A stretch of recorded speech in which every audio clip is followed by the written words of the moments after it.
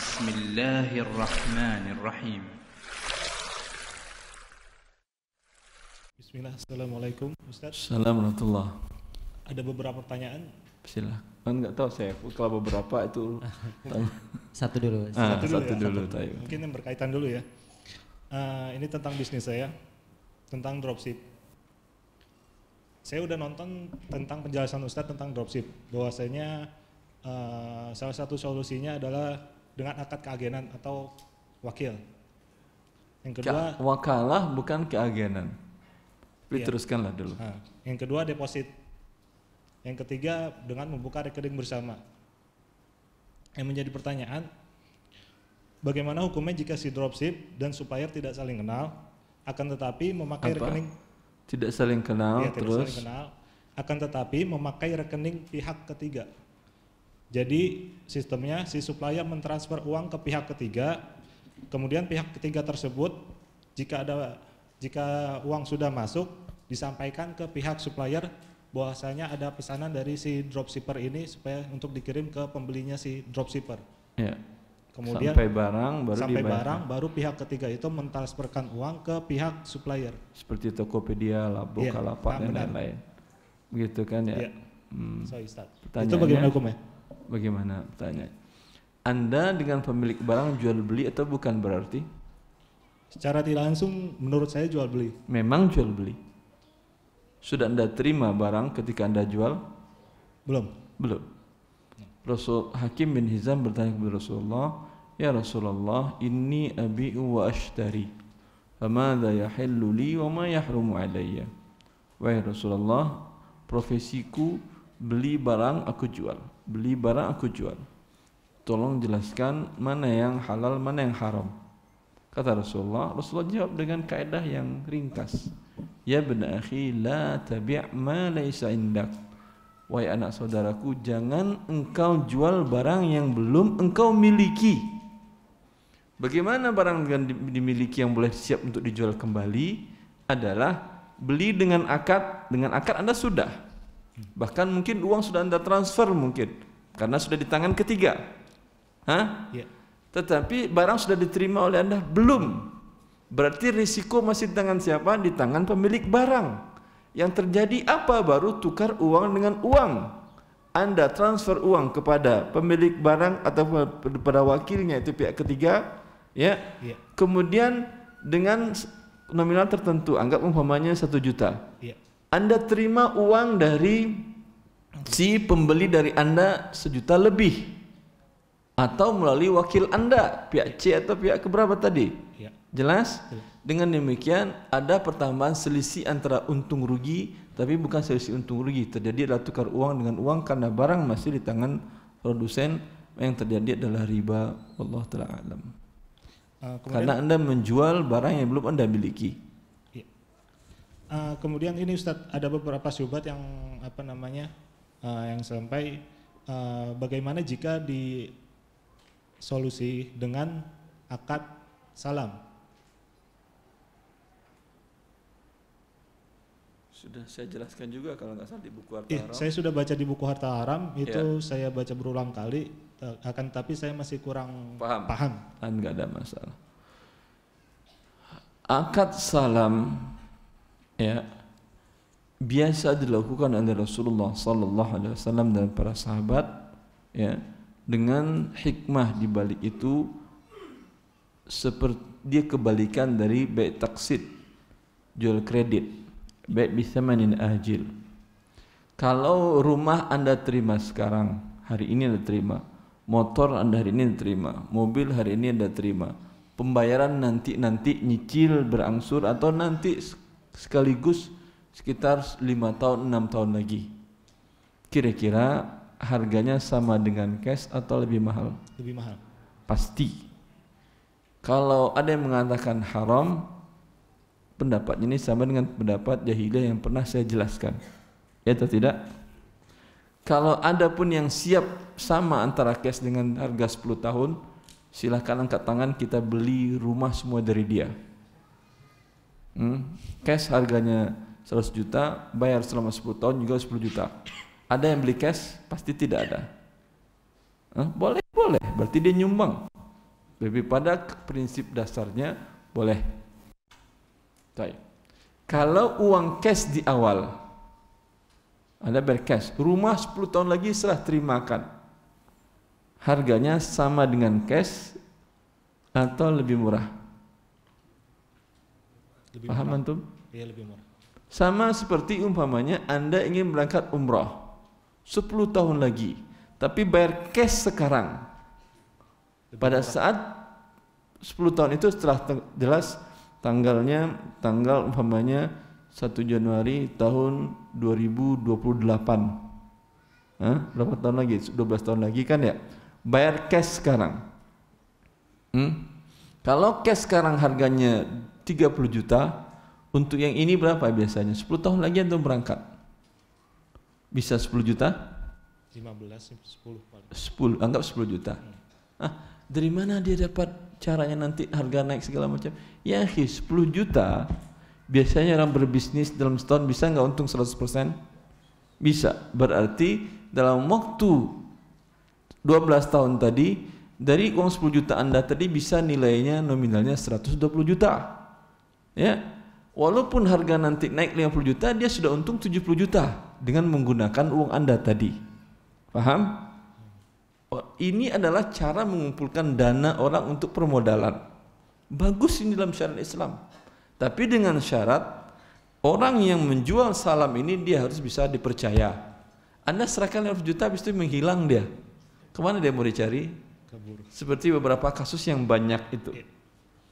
Maka untuk akad salam ini yang Allah katakan tentang ya ayyuhallazina amanu idza tadayantum bidainin ila ajalin musamman faktubuh. Tulis kata Allah, ambil saksi. Ini akad salam maksudnya. Kata Ibn Abbas, wallahi inna salam. Kata Ibn Abbas, ini ayat ini khusus maksudnya adalah akad salam. Termasuk di sana semua akad yang tidak tunai. Ambil jaminan dari dia. Apa jaminan? Seperti kalau umrah yang mahal itu kan tiket dengan hotel. Siap saya berangkat 10 tahun lagi, tapi tolong isut tiket saya hari ini. Kan bisa kan? Bisa atau tidak beli tiket Garuda 10 tahun akan datang?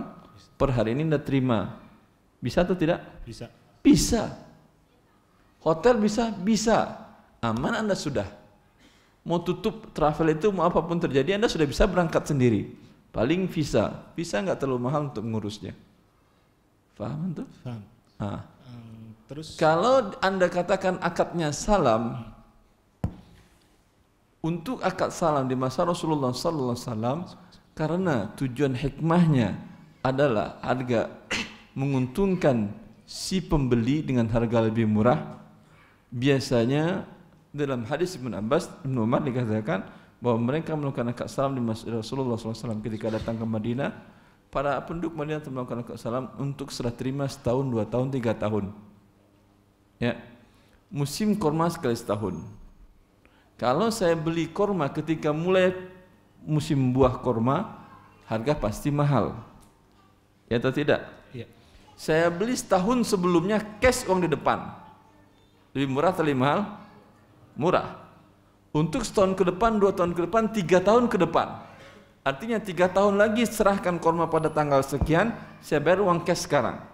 Sehingga dari tadi dia dapat uang untuk mutar modal usahanya. Jelas atau tidak antum ini? Nah, jelas sudah. Berarti harus murah. Kalau akad online dibuat dengan salam, biasanya online jaraknya berapa hari? Sehari, 2 hari, barang diterima antara akad dengan serah terima barang. Iya atau tidak? Iya. Paling lama berapa? Seminggu paling. Paling lama seminggu. Seminggu sudah berubah harga atau tidak? Belum. Tidak. Karena itu para ulama mazhab Syafi'i Hambali, walaupun Syafi'i membolehkan akad salam tunai, pendapat yang terkuat dan pendapat Hambali, mereka mensyaratkan untuk sah salam itu ayyakuna lahu waq'un fis saman. Antara akad terjadi dengan serah terima barang itu berubah harga. Sehingga hikmah akad salam dibuat ada terjadi. Paham? Paham. Bisa online, bisa untuk barang yang lama serah terimanya boleh salam. Tapi untuk barang yang cepat tidak ada hikmah salam di sini. Ini termasuk menjual barang yang belum dimiliki. Salam memang dia adalah menjual barang yang belum dimiliki juga. Tapi dikecualikan dengan hadis Rasulullah sallallahu alaihi wasallam. Paham antum? Anda jual salam. Salam itu uang cash di depan. Seperti umpamanya dia menjual tiket 10 tahun akan datang. Pada saat itu pesawatnya sudah ada atau belum? Mungkin pesawatnya sudah ganti segala macam. Tidak ada, belum dimiliki dia. Boleh dijual? Boleh. Termasuk menjual barang yang belum dimiliki atau tidak? Termasuk. Tapi kenapa boleh? Karena Rasulullah membolehkan. Berarti dia pengecualian atau tidak? Dikecualikan oleh nas Rasulullah SAW tadi. Karena kenapa dia dikecualikan? Karena ada hikmahnya, yaitu Harga lebih murah. Pemberian modal kepada si penjual dan menguntungkan pembeli karena dapat lebih murah. Faham antum? Ketika hikmah tidak ada sama sekali, masuk dia kepada kaidah umum larangan menjual barang yang belum paham. Itu yang maksud saya dalam buku Harta Haram. Terus kalau dengan akad supplier itu saya sudah si dropship itu yang lebih baik dengan seperti yang saya usulkan di Harta Haram, akad untuk online tadi. Maksud saya itu si dropship dengan si supplier sudah akad keagenan. Jadi si dropship ini boleh ngambil barang duluan dan bayar belakangan itu boleh. Tetapi bagaimana jika si dropship ini bagaimana supaya supaya nggak punya utang, jadi bayarnya langsung gitu. Boleh Langsung dipotong dari enggak, jadi boleh bayar harus boleh, nggak ada masalah, bayar serah terima barang yang penting antara supplier dengan si dropshipnya tadi, dropshippernya. Enggak, jadi maksudnya bukan biasanya kan supplier langsung kirim barang kepada end user, ya atau tidak? Ini yang tidak boleh. Enggak, maksud saya gini Ustadz, misalkan saya dengan Ustadz. Saya dengan Ustadz itu maksudnya apa? Anda apa, saya apa? Saya agen antum. Saya di supplier, pemilik supplier, barang. Antum supplier. Karena agen antum. Saya angkat, tolong jualkan, saya bilang. Iya, dan saya boleh bayar belakangan gitu. Maksudnya bayar nanti, terus tapi barang boleh saya jualin dulu gitu. Bayarnya setelah barang. Antara akad saya dengan Anda apa namanya? Jual beli atau wakalah? Keagenan, wakalah, wakil. Wakil itu artinya saya percaya dengan Anda. Iya. Karena bayarnya belakangan, ternyata dia hilang. Karena kenal Ustadz, jadi teman. Iya, kalau teman baik boleh akad wakalah, karena akad amanah dia. Ketika itu posisi Anda sama dengan posisi saya. Iya. Tidak harus bayar di depan. Syaratnya itu. Dengan demikian ini boleh. Tapi kalau tidak perlu Anda terima dulu barang, saya kirim ke end user langsung boleh. Kalau misalkan saya beranggapan saya tidak ingin memiliki hutang, bagaimana kalau ketika ada pemesan? Kan tidak memiliki hutang Anda, saya yang memiliki hutang kepada Anda. Ya atau tidak? Oh iya benar. Karena Anda dapat fee dari saya, sedangkan uang masuk ke pihak ketiga nanti ke saya, baru saya potong untuk Anda. Ya begitu atau tidak? Kalau yang ini nggak pakai pihak ketiga Ustadz, langsung. Baik, berarti uang ke Anda atau ke saya? Jadi kalau ke Anda yang berhutang ke saya. Iya, maksudnya ke saya dulu. Nggak ada masalah. Terus saya jadi utang ke Ustadz kan? Ya. Bagaimana jika saya tidak ingin memiliki hutang, jadi ketika ada pemesanan langsung saya bayar ke antum? Saya setuju. Iya, setuju. Ya bagus. Nggak apa-apa Ustadz? Nggak apa-apa. Allah barik fik. Tapi lu sebetulnya orang mau bayar belakang, beliau bayar depan. Nggak ada masalah.